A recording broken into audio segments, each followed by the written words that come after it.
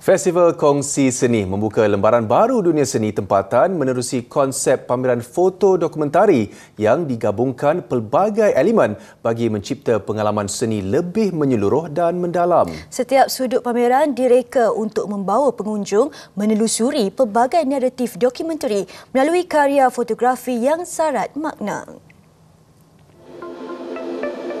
Mengangkat konsep segar itu, penonton bukan sahaja disajikan dengan foto yang menarik, bahkan dapat memahami peranan fotografi sebagai medium ekspresi dan eksperimen.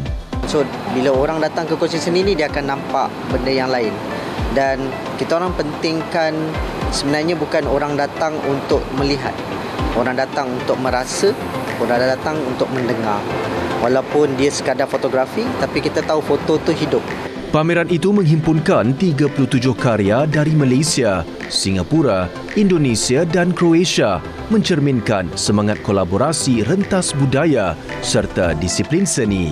3 tema utama, kepunyaan, Malaysiana dan projek arsip kongsi budaya. Selain itu, berbeza dengan pameran tradisional, Festival Kongsi Seni mengetengahkan pendekatan dinamik dengan penyusunan foto mengikut aliran emosi. So, bila gambar-gambar yang ada dekat sini, kawan-kawan saya ni, gambar diorang ni full of question mark. Kenapa dia buat macam ni? Kenapa dia black and white? Kenapa dia colour? Kenapa gambar ni blur? Kenapa gambar ni gelap?